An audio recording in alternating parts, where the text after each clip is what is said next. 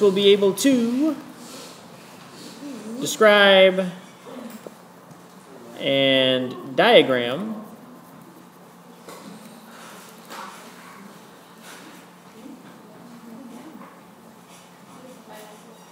the parts of a word problem.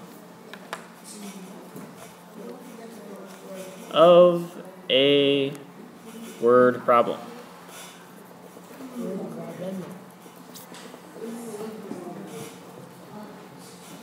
So today begins the first day of unit number 5.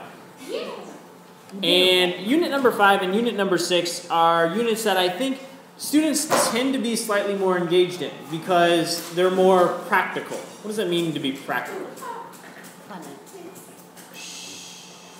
2-5. More realistic. Yeah, more useful in your everyday. So practical things are things that are going to be more useful. They make more sense to be focusing in on those things. Those are things that are more practical. The reason for that, and part of the combination there, is it's a lot of word problems. Which there's a couple things to think about that. Number one, the reasons why they're more practical, word problems tend to come from real-world examples, which is where where some of that engagement comes from. Now, granted, you don't tend to walk, through your daily life and then just like a gust from the heavens brings down this piece of paper in front of you that says, "Mr. Boots, you are at the grocery store. You have $4.55 in your pocket. Bananas are 69 cents each. How many can you buy?" No, that doesn't happen. That's not the way word problems really work in the real world. However, you'll find yourself in situations where you're basically creating this own word problem in your head, like, all right, I'm at the store. This is how much money I have in my pocket. I would like to buy some bananas. How many bananas can I actually buy? Because it really sucks getting the cash register and being like, all right, here's what I got. And the cash register goes, you don't have money. That's embarrassing. All right. So that's part of this particular unit. The other piece that has to do with word problems is that some of you are really successful in math when you are not particularly successful in maybe reading. And if a lot of that has to do with maybe you're not particularly great readers, and math tends to not have a lot of reading. However, when it comes to these particular units with word problems, in order to be able to solve the problem correctly, you have to read the words and have the words tell you what you're supposed to be doing. So this is where a lot of people who typically find themselves really good at math, but not necessarily good at reading, kind of struggle. Because you can be the best mathematician in the world, but if you can't read a word problem and know what it's telling you to do, then you're not going to have the problem right. It just doesn't work that way. So what I like to do is at the beginning of these 2 units is I like to spend 2 days just really thinking about word problems, different parts of word problems, the things that we're already doing to make ourselves successful in word problems, and the things that I can suggest to help us break down those word problems for those of us who maybe aren't necessarily great readers of word problems, to make sure that we don't let the words stand in the way of our numbers, okay? So the first thing that I want us to do is to kind of explore what things are we already doing. And so the directions here says, don't solve the problem. Use the next 5 minutes to write a pseudo stream of consciousness writing explaining the details of step-by-step of your metacognitive process. There's a lot going on there. All right, so let's break down some of those words. Stream of consciousness. Stream of consciousness is a writing style. There are plenty of literary works out there that are written in a stream of consciousness style. Stream of consciousness means like everything that is in your brain is streaming to your pencil onto the paper. You write down every thought that crosses your brain. Okay? So as you're working through this problem, as you're reading this problem, you're going to be writing down every thought or everything that happens inside your brain. That sometimes gets kind of difficult because 100% of you, your brain functions faster than your pencil, which is okay. So you just want to be writing down as much as you can about the things that are thinking and going through your head as you write down this problem, or as you work on this problem and think about this problem.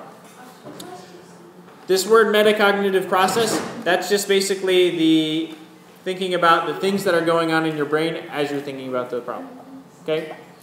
So, Triana, Okay. So, what if you're doing the problem and then you think about okay, you know like cake and stuff? So, Suzanne has 1/4 of a cake left after this party. We're getting close to lunch period, so it might pop through your brain, I really like cake. All right? If that happens, if something like that happens or whatever, I want you to write it down. Everything that goes through your brain as you're working on the problem should go down on the paper. Ariel. Okay, so that word, like you said, it's like your brain. So it's like you write down everything that's going on in your brain. Is that like a diary? So a lot of people write diary entries in kind of a stream of consciousness way. A lot of people like to think about what they write before they write down in their diary, but a lot of people it's just like brain to paper. Okay, this is what we're doing. Brain to paper, stream of consciousness. You can tell Miss Atkinson I taught you about stream of consciousness writing today. All right, do me a favor and take 5 minutes. We'll share out. Triana, what'd you write? Look, my grandma named Susan. That's a lot of cake. Why would you share cake just eat it yourself? I do cake, whatever they like.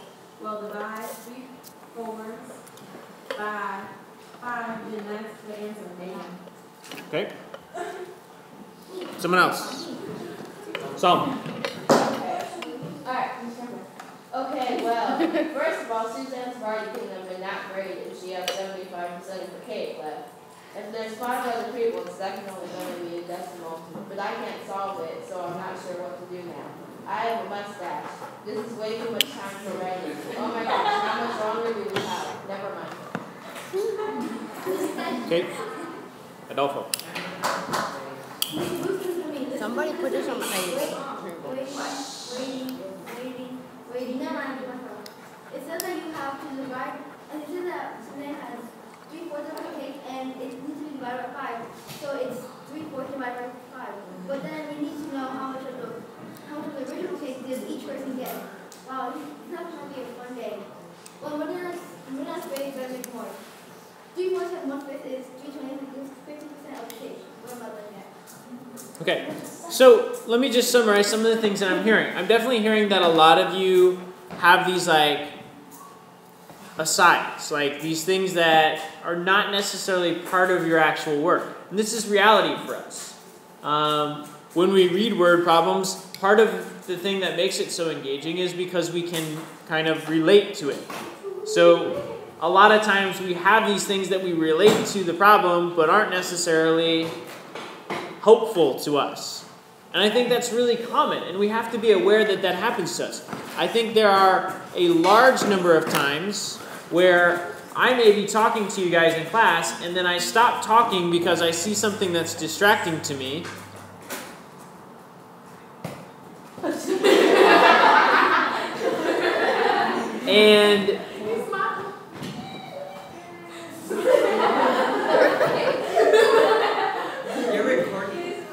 And when I do stop, I have trouble getting back on track. Okay? And so you'll find me, like, sometimes I stop and then I stumble through words, or I stop for about 3 seconds longer after I'm distracted, because what I'm doing is I'm rethinking, well, what was the last thing that I was doing? And you'll find that a lot of times that I will even completely repeat the entire sentence that I said beforehand. And that's a strategy that you should use in terms of your work. When you find that you get distracted because you're thinking about things that are not necessarily related to how you're going to solve a problem, you need to go back to the entire step that you did beforehand. I do this a lot, and this has a huge impact on sometimes when I'm solving equations. Thinking about things like, if I do an inverse operation to one side of the equation and then I get distracted, sometimes I add +5 to one side of the equation. I might end up adding -5 to the other side of the equation because I just forgot what I was doing beforehand.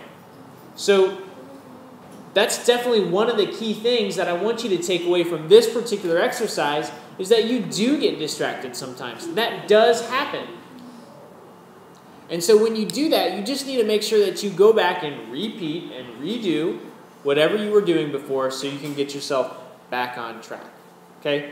I also heard a couple people make connections to kind of putting themselves in the situation and thinking about that. And I definitely think that while sometimes those can venture into the direction of being off topic and off task, that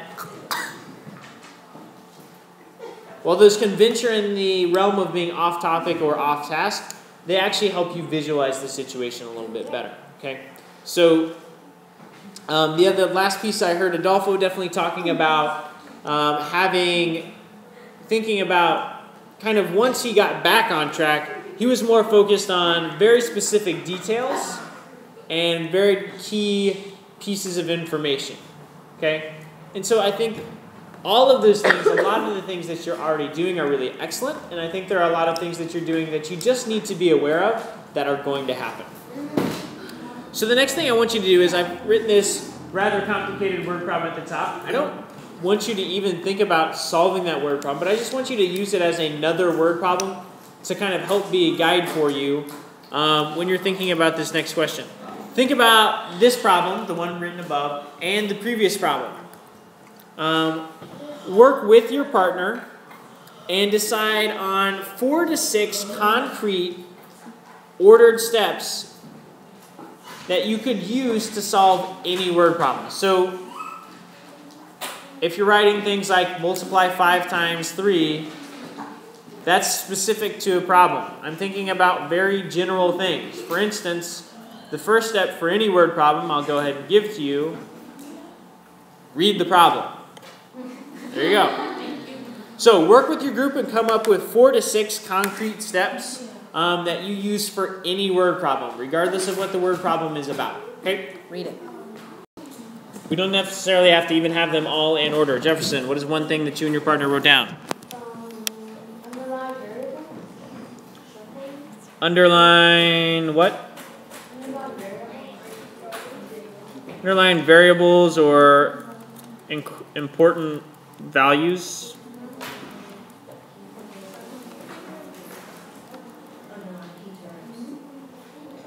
Okay, what else? Somebody else? Again, I'm not looking for these to necessarily be in order. Cassandra, give me one thing that you guys wrote down.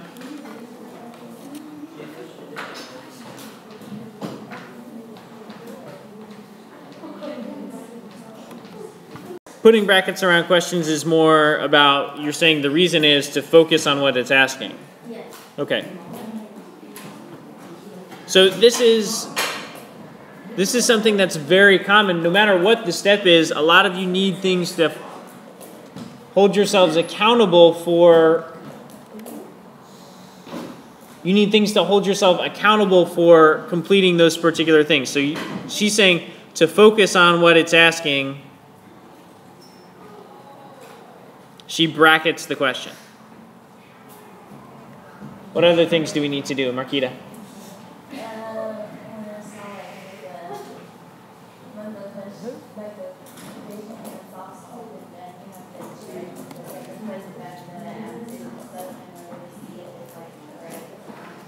All right, checking answer.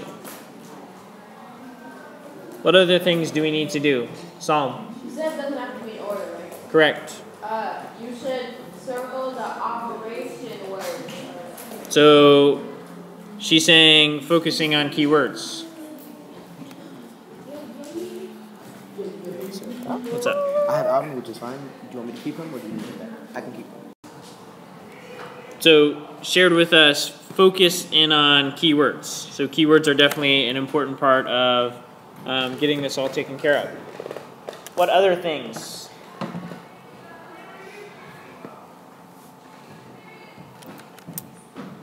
Christy.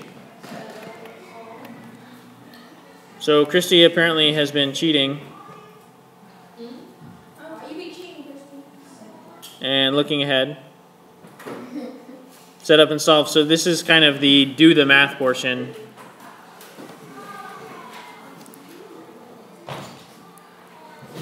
And since Christy is already looking ahead, the big point of this is we can come up with a laundry list of an infinite number of things that we could do for a given set of problems.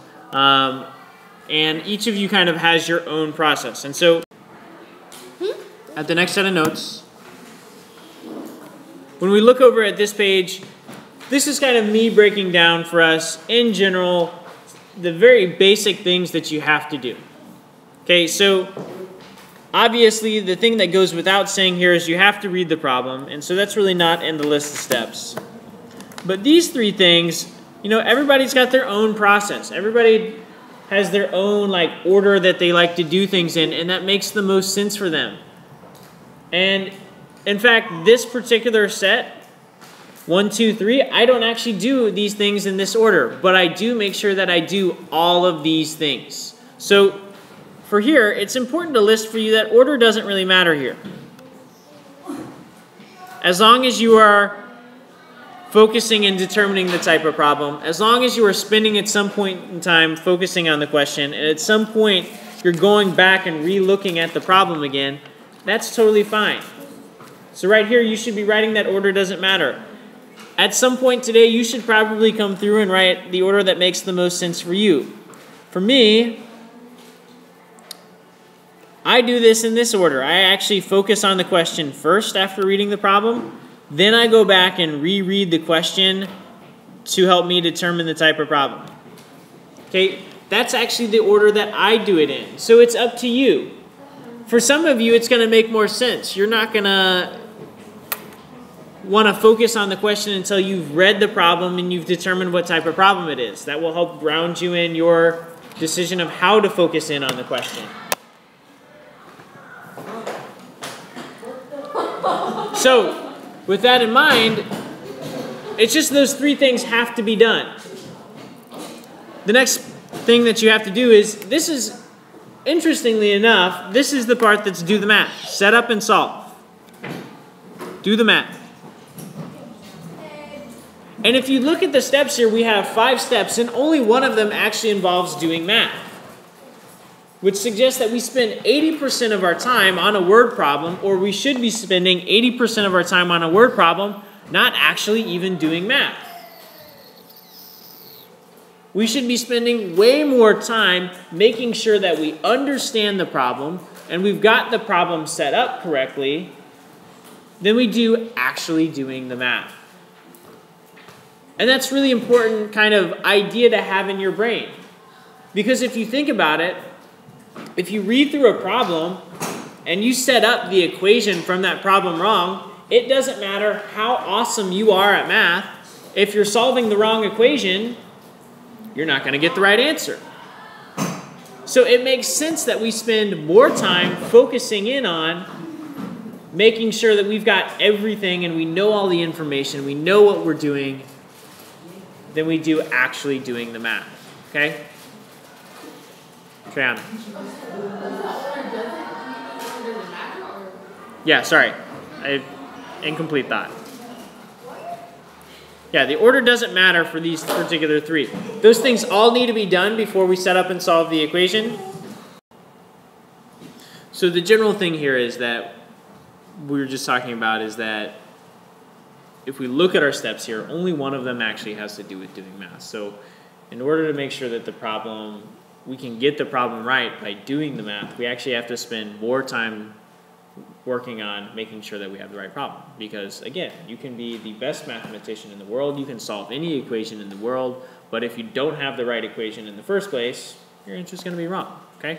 So that's why there's so much focus in on this particular unit, the one after it, that I'm spending 2 days just talking about solving word problems that have nothing to do with the word problems that are grade level appropriate for us. Okay?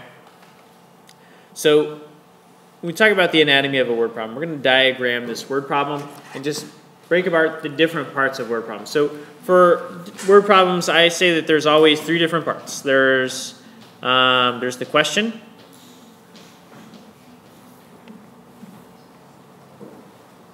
There are keywords.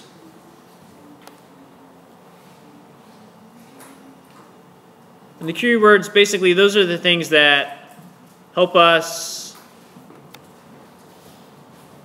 translate into math.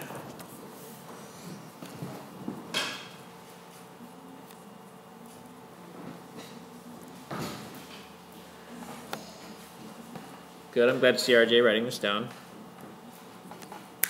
hint, hint. There are important values. So these are the numbers that we are translating into our math sentence, our equation, our expression, our whatever, our inequality that we are using to solve or do the math itself.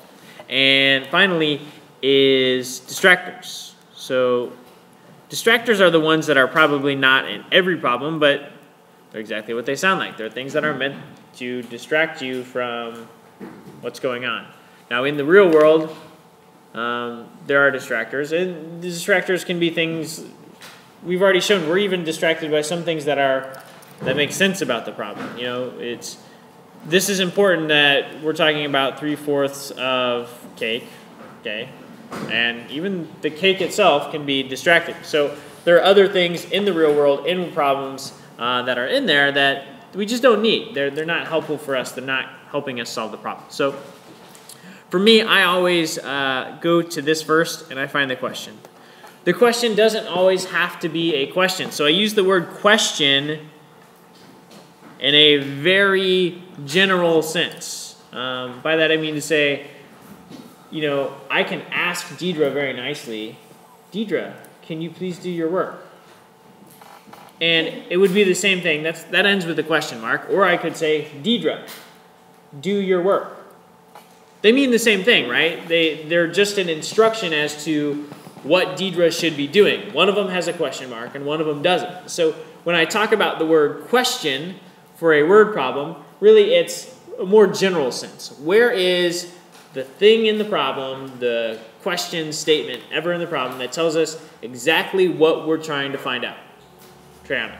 If it doesn't do your work, that's more things you have to do it. Right. So, but it doesn't really matter. Because when we're solving word problems in math, you have to do the word problem, period. It's not, when I give you a word problem, I'm not actually legitimately asking you, hey, Triana, could you please do this for me? Please? Right, because no is not an acceptable answer. You're going to do it, all right? So, moving on, the next thing that we look for, and for me, the question helps me focus in on, well, what are the key words? A lot of times the key words are going to be in.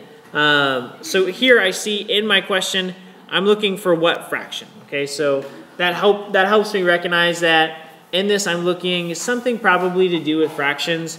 And as I'm looking through here, I see divides equally. So I underline these keywords. So these are all keywords that kind of help me kind of translate the situation into math. So these three things kind of help me figure out, hey, this is obviously going to be something about divisions and fractions or pieces and wholes and things like that. The next thing I'm looking for is important values. So with these two, sometimes I'm looking at distractors first. Sometimes I'm looking at important values first. Sometimes I'm looking at them kind of together. And so I'm just reading through this problem. I know that I'm looking for, again, just focusing down here on the question, for the fraction of the original cake each person will serve. Okay, so I know that we have 3/4 of the cake left. That's definitely an important value because I have to know that's a portion of the cake. All right? It's 3/4 of the cake after her 7th birthday party. Do I care whose birthday party it is? What birthday party it is? Actually, no, I don't. I don't care that it's her 7th birthday party. It could have been her 12th birthday party. All I care about is how much cake. Laser focused. All right. The party lasted for 3 hours. Well, this could be a useful piece of information. We just have to figure out how it fits in with everything else. Is there anything in here that links the amount of time of the party to the amount of cake? No, there's not. So clearly, this means nothing to us. So these things are distractors. I'm going to use a different color. All right. And still looking through, I'm looking to find one more important value, divides the leftover cake. So we're dividing this cake, 3/4 of the cake, into 5 people. And so those are our important values. I'm going to use green. So these are important values. Okay? So this is diagramming a word problem. It's basically finding out what each piece of the word problem is really giving to us. The question gives us the, hey, this is what you're supposed to do. The keywords give us the, all right, this is kind of an idea of the type of problem that you're working on. The important values, these are the values that you're working with when you're doing your math. And the distractors, well, they actually don't add value, they subtract value. So we make sure that we mark them out so they can't take away from us. Yes, Triana. Do you want us to do like all, not like question keywords in the backward or this picture? Do you want us to always mark it up like that? Yeah, so this is kind of what we're taking away today. This is, if you look back at our aim, we're looking at how to diagram. So this is the really focused part of our aim for today. I want you to always circle the important values. I always want you to underline the keywords.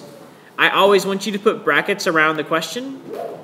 And I always want you to slash through those distractors. Okay? I won't always be asking you to label this stuff here off to the side. Label what they are. But that's part of our aim for today. I want us to be able to do that today. Brackets are these square-ish looking things that look like parentheses, kind of. All right. So over here, I want you to independently and silently diagram this particular word problem. So you should be diagramming it, doing the underlining, doing the circling, doing the bracketing, and labeling what those different pieces are. Okay? You should be doing that independently right now. Okay, so looking at this problem, what are the things that you bracketed as part of the question? Psalm. What did we do, basically? Yes. I put brackets around find and increase in Cheyenne's population from 9 to 9. Okay. What else? What other things did you did? You should have labeled this as the question. Jaime. Increase. Yep, increase. Anybody underline anything else? Shh. Christy. 73,103. So that's a key value. That's an important value, so we want to circle that. Was there anything, any other words that got underlined, Nehemiah?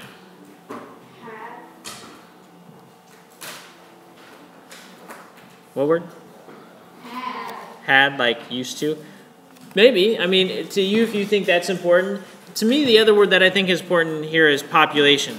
And the reason why I underline population is because that helps me focus in on what values are important here. So the key words here also kind of help me understand the values. So for me, when I think about this, I often look for the question, the keywords, then I start looking for the values.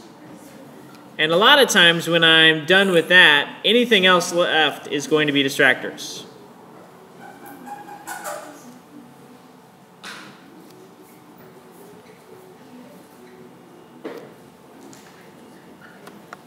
So this 1990, yes, that's kind of important because it tells us where that value comes from. 2000, yes, that's kind of important where it comes from, but when it comes to specifically to numbers, those numbers are not part of what we're looking for. We're looking for the increase in population. So those numbers are kind of distractors for us as well. Okay? Questions? Marquita.